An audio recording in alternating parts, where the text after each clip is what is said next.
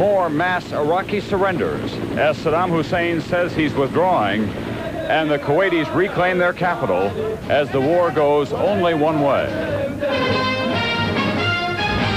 This is NBC Nightly News with Tom Brokaw. Tonight, America at war. Reporting from Saudi Arabia, Tom Brokaw with Jane Pauley in New York. Good evening from Saudi Arabia. We will continue to press the battle.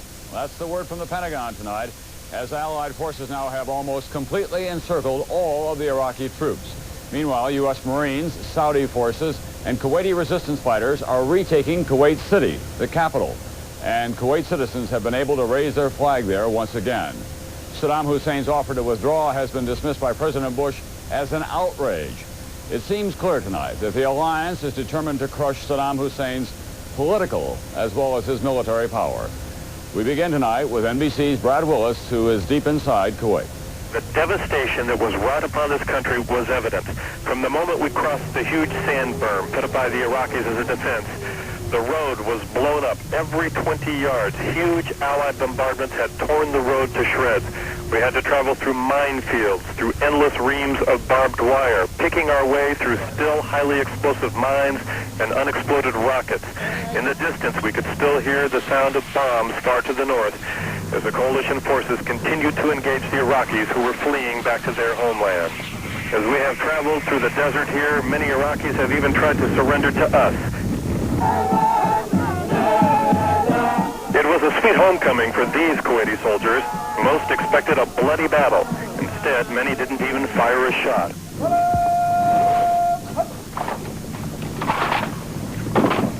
On the outskirts of Kuwait City, in the shadow of a destroyed mosque, a soldier's lament is read from the Quran. يا أيها الذين آمنوا هل أدلكم على. Then, on what these troops consider their country's new day of liberation, the Kuwaiti flag is raised.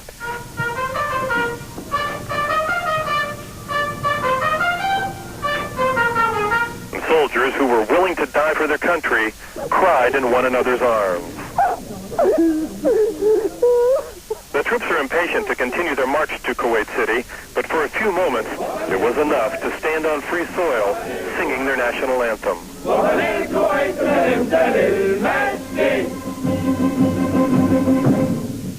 Inside Kuwait City, there is a tremendous sense of joy. People have begun coming out on the streets again, waving, driving their cars around. Some have begun to arrest Iraqis who have more than readily given up.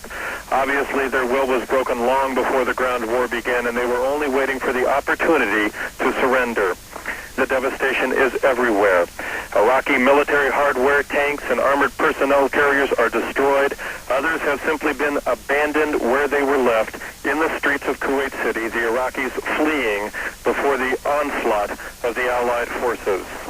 Brad Willis, NBC News, inside Kuwait.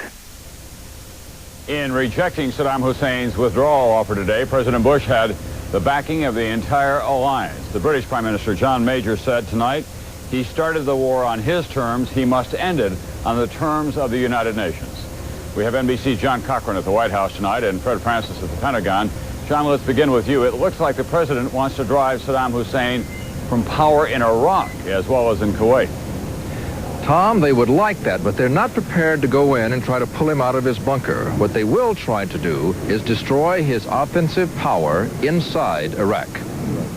The president said Saddam's speech was an outrage. He is trying to claim victory in the midst of a rout, and he is not voluntarily giving up Kuwait. He is trying to save the remnants of power and control in the Middle East by every means possible.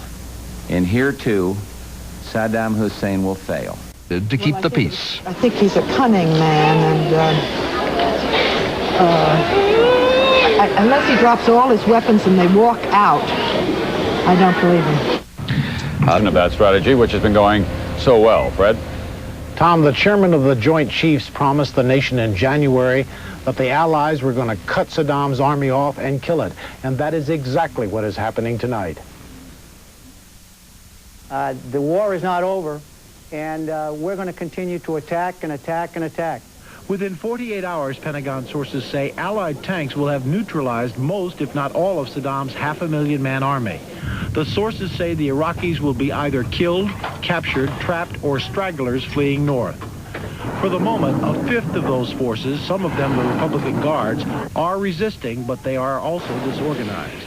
There has been some movement. We thought initially movement to engage, then it appeared they moved back to go into defensive position. So I think there's a certain element of confusion on their part right now. They're sensing the battlefield and they're finding pressure from all sides. So I think they're making some choices now. But the paths of retreat are largely cut off. More than 120,000 Allied troops are in southern Iraq and pressing the attack toward Kuwait. Allied troops are hard by the Euphrates River and may cross it to block a retreat from Basra, Iraq's southern port city.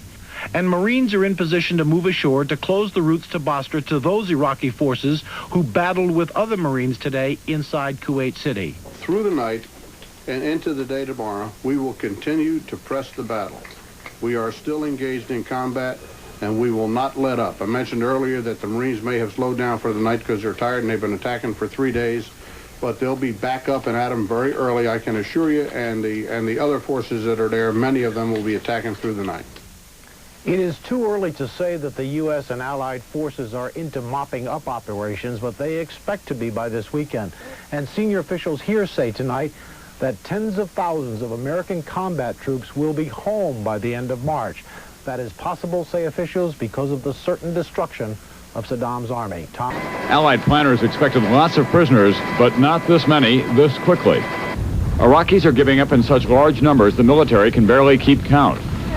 They give up in groups, or 3 or 4 at a time, emerging from desert bunkers overjoyed at their good fortune. Get out. Down. All right. You'll be all right. Okay. All right. Most are in pretty desperate condition. They eagerly show off leaflets dropped by the Allies advising them to surrender or be prepared to die.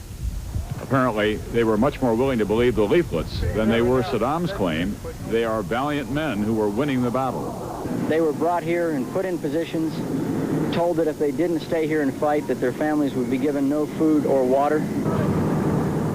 American troops were in control and sympathetic. I'll tell you what I don't see is I don't see any resentment on the Iraqi officers I'm seeing when they surrender. You know, they don't look like they're humiliated over surrendering. They look like they're relieved that they were able to surrender. Allied transportation trucks will drop their supplies in Kuwait, load up with prisoners, and head south. Cargo planes also are being sent in to ship the Iraqis off to holding areas in Saudi Arabia.